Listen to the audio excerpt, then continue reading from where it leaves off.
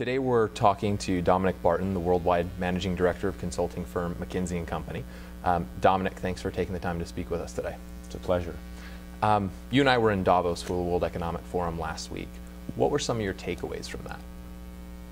Oh, there's so many in a way, right? I mean, I think some of the big themes for me were the need for business to have a broader view of their role in society. It's not just about shareholder value, given all of the challenges and issues.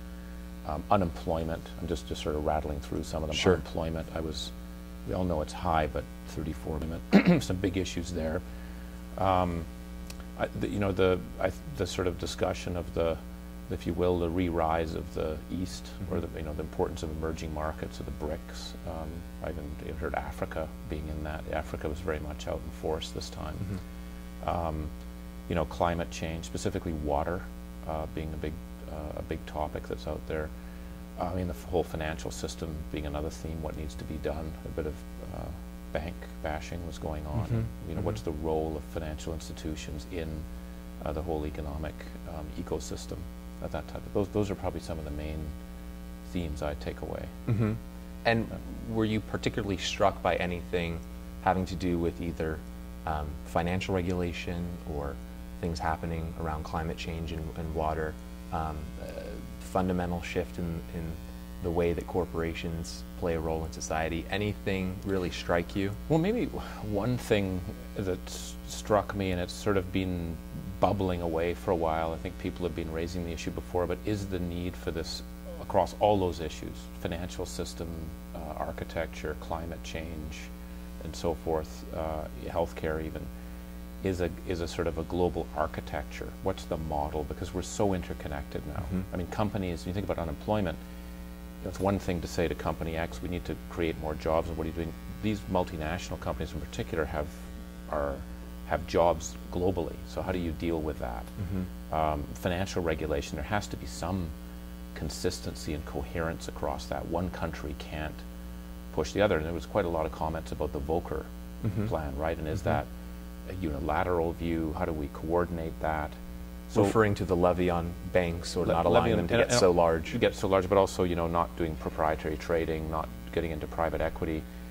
So the notion of global governance, and it's a sort of a broad, woolly word, but I think that's very much on the play, and that's a natural, I think, discussion item for Davos. But what practically can be done to start putting that together? We do. Interesting, I think, in the airline industry, we do have that. I mean, you have to have global standards, and it works, and people follow the rules. But we need that in many more places. And with people, people always joke about Facebook being the second or third largest nation on Earth, right, with 350 million. That's a group of interconnected people. And I'm no expert in the social media and so forth, but there are some changes going on that way that I think have some pretty profound questions for how we work together globally.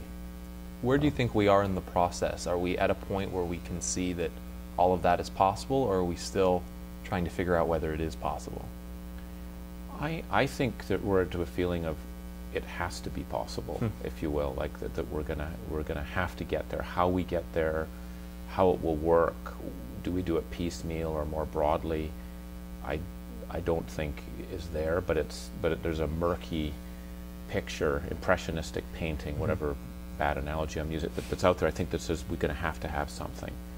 And I think the question is, can the existing leaders get us there? It's not a question about their capability, but just the constraints, because you need long-term thinking to get there. It's not, and there's going to be trade-offs that maybe it's a win-win in the long term, but it's not a win-win in the short term. So how do you cross that barrier?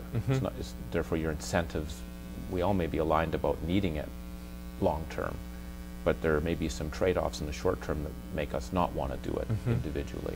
So that's it's political, it's economic, that's the thing that has to be grappled with.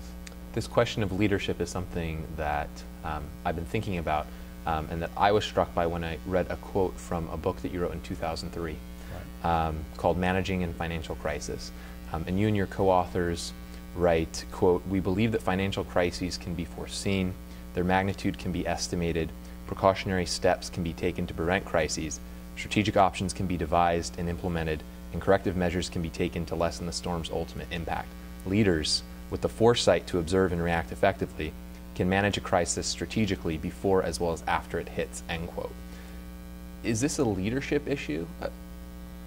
Yeah, I think, you know, what's interesting to say about that is, that all said, I didn't predict the last crisis. Just to be well, my other question was, to be humble, to be open about it. What did this last crisis do to some of the assumptions you made going into? Well, I think some things it didn't make any change to. One point we were trying to make in that book is that financial crises are unfortunately a normal part of the market process. And one of my favorite books is the Kindleberger one, Manias, Panics, and Crashes. And when he wrote it the first time, I think it was in the mid-'70s, every next edition he just went further back in history, and you found more and more. And I can't remember how far back he went, maybe the 1400s, but bubbles occur. Tulip bubble, you can just go through history and see them. And we're rational human beings. Why don't we learn, right? And I think there's a generational effect that goes in it. There's a new generation that comes in that has not experienced that.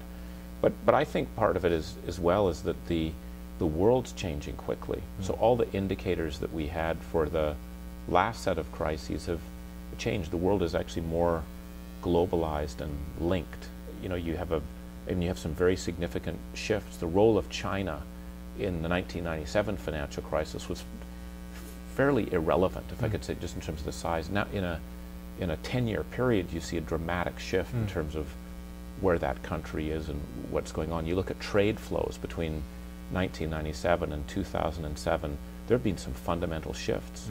Asia is a much more integrated region than it ever was. You see the re-rise of the Silk Route between the Middle East and China.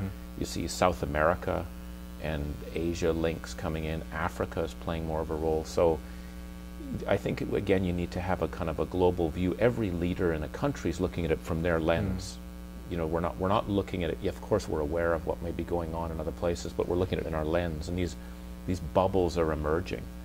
And I think one of the things that we could have done and seen is, whenever there's a rule of thumb we learned in that book from Brian Quinn, who used to be at the Bank of England. He used to say, whenever an asset class grows at more than 20% a year for 2 years in a row, you send in the supervisors.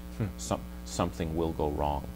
And it's just, he said, his view is that organizations find it very difficult to handle that amount of growth. And we had that happening in a number of our financial products that were there.